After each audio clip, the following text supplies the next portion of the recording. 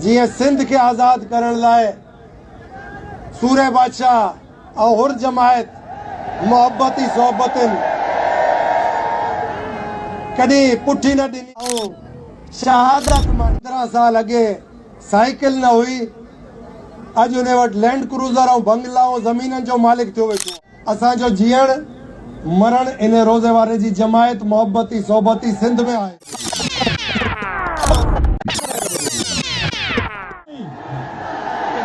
तुझो साईं मुझो साईं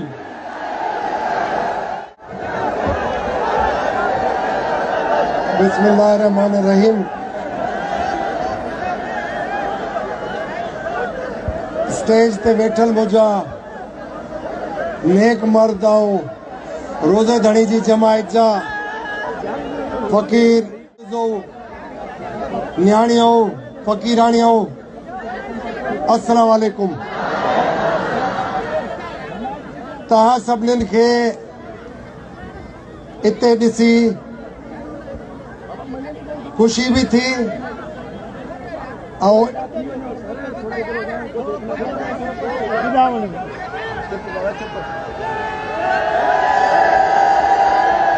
खुशी भी थी और ॻाल्हाइण जो मौक़ो भी मिलियो त पाण इन इलेक्शन खां अॻु में हिक ॿिए सां हाली हवाली थियूं और जेकी जज़्बात आहिनि आम गरीबड़नि जा उन्हनि ते रोशनी विझूं और पंहिंजे मुस्तक़बिल ते रोशनी विझूं त जीअं तहां खे भी ॻाल्हाइण में सहूलत थिए, जिथे वेहो संगत में वेहो सोहबती मोहब्बतिन में वेहो त घट में घट एक ॿिए खे हाली हवाली थियो।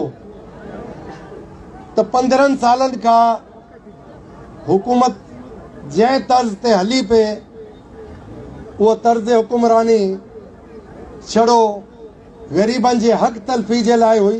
गरीबन के बाकायदा जेको नारो हुयो रोटी कपड़ा मकान वो ॾियण जी जाइ ते खसण जो प्रोग्राम हुयो।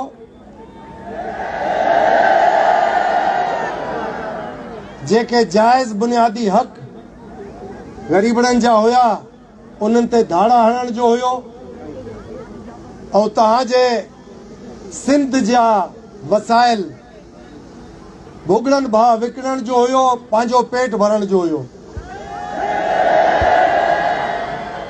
शुक्र आहे खुदा जो त 15 सालन जी इन्हनि जे तर्ज़ हुकूमत में हर सिंध जे अबोज पुठियो गाड़े पहिरियों गाड़े अवाम जो तजुर्बो थी वियो।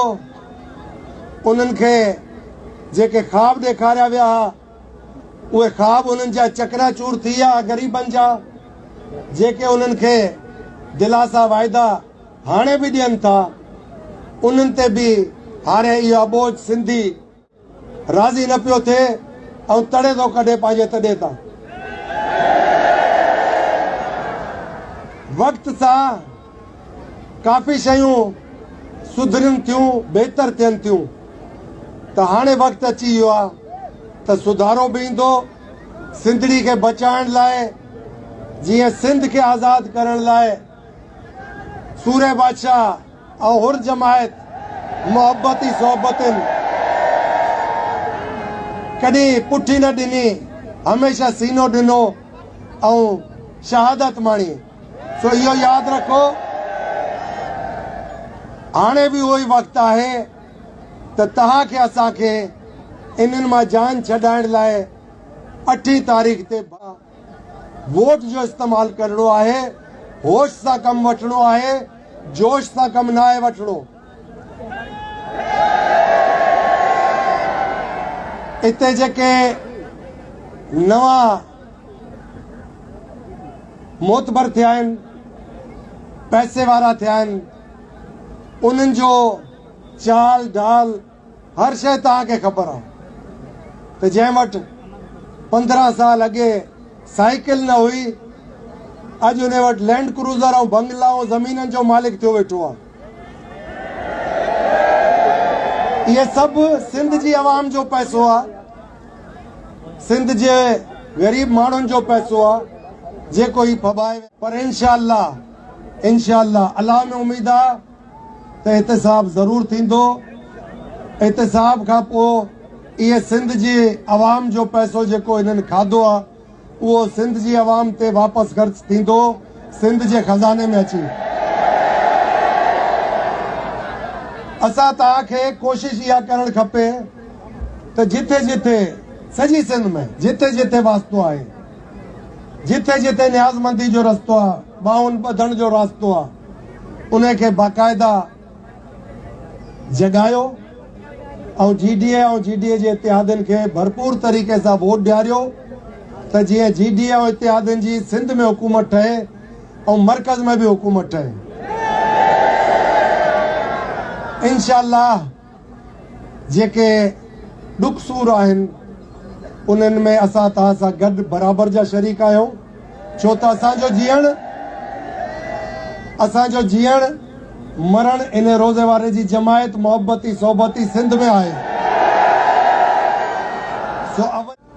सिंध जी आवाम खे ॾियणी आहे, तरजीह सिंध जी आवाम खे ॾियणी आहे। हक़ूक़ जाइज़ बुनियादी हक़ सिंध जी आवाम जा उन्हनि जे तॾे ते पुॼाइणा आहिनि। उन में तव्हां असांखे गॾिजी ॿांह ॿेली थियणो आहे ऐं का कसर न आहे पुठिते छॾणी। त सिंध जी आवाम जेको 15 सालनि में ॾुतड़जी वई आहे उनखे वापसि पंहिंजे पेरनि ते बीहारे ऐं उन्हनि जे ॿारनि जो मुस्तक़बिल बहितर कयूं, सिंधड़ी जो मुस्तक़बिल बहितर कयूं। त हा असां एतिरो ई चई था सघूं त असां रूहानियत वारा आहियूं, ईमान वारा आहियूं, आख़िरत में यकीन रखूं था। अल्लाह ताला तव्हांखे ख़ुशि रखे, आबाद रखे, बचड़नि ककड़नि में ख़ुशि हुजो, मिठे मोहम्मद जे सदके में इन दुनिया में आख़िरत में आला मकाम अता फरमाए। आमीन या रब्बुल आलमीन। पाकिस्तान जिंदाबाद, तव्हां सभु बि जिंदाबाद। वॾी महिरबानी। किबला दुआ कयूं, दुआ कयो, किबला दुआ कयो, दुआ कयो, किबला दुआ कयो।